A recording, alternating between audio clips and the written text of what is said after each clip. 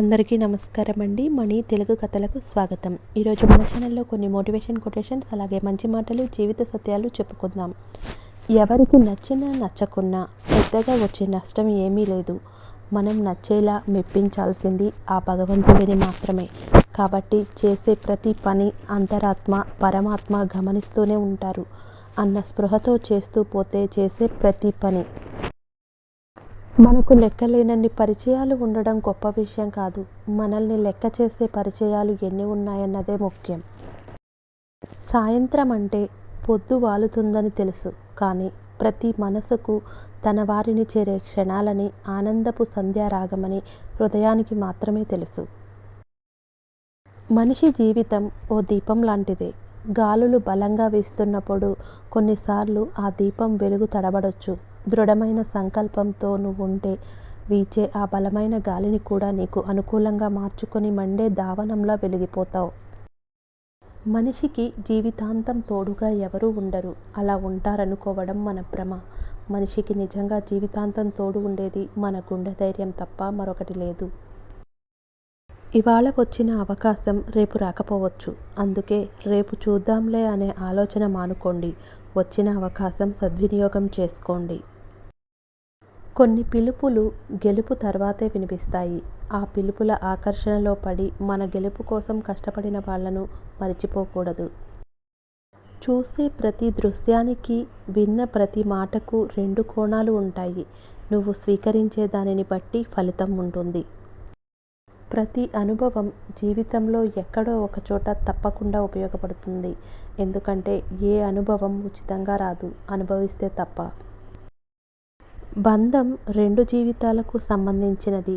ఎట్టి పరిస్థితిలోనూ మూడో వ్యక్తి జోక్యానికి తావివ్వకూడదు. మన అనుకునే వాళ్లతో యుద్ధం చేయాల్సి వస్తే గెలవడానికి కాదు, కలవడానికి చెయ్యాలి. ఎప్పటికైనా వస్తారని ఎదురు చూడడం ఆశ. ఎప్పటికీ రారని తెలిసినా ఎదురు చూడడమే ప్రేమ. కొన్ని నచ్చడానికి కారణాలు ఎలా ఉండవో నచ్చకపోవడానికి కూడా అంతే.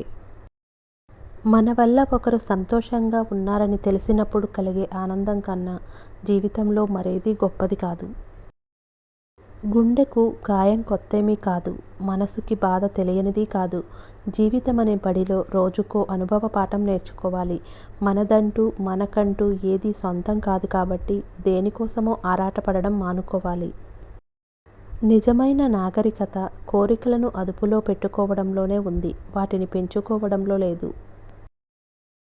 ఓటమి దగ్గర పడుతున్నప్పుడు శత్రువుల మాటలు కాదు, మన ఆత్మీయుల నిశ్శబ్దాన్ని గుర్తు చేసుకోవాలి.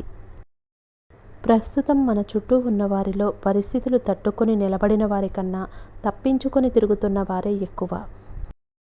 ఎప్పుడూ సంతోషంగా ఉండాలంటే ఈ మూడు చేయకండి.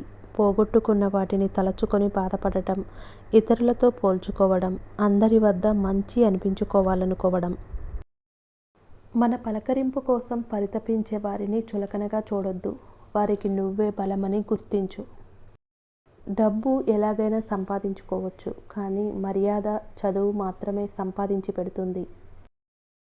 మారిపోయే మనుషులను చూసి ఆశ్చర్యపోకండి. వెలుగుకి అనుగుణంగా మన నీడే మారిపోతుందని మర్చిపోకండి. మనసు ఎప్పటికీ మర్చిపోనిది. ఇద్దరిని మాత్రమే, ఒకరు సాయం చేసిన వారైతే మరొకరు గాయం చేసినవారు. నిన్ను ఈ లోకం ఎంత కిందకి లాగాలి అని అనుకున్నా నువ్వు చేసే పుణ్యం, నువ్వు నమ్ముకున్న దైవం ఎప్పుడూ నీ చేయి వదలదు, నిన్ను రక్షిస్తూనే ఉంటుంది. ఈ వీడియో కనుక మీకు నచ్చినట్లయితే లైక్ చేయండి, షేర్ చేయండి, సబ్స్క్రైబ్ చేయండి. Thanks for watching. మళ్ళీ మరొక చక్కటి వీడియోతో కలుద్దాం.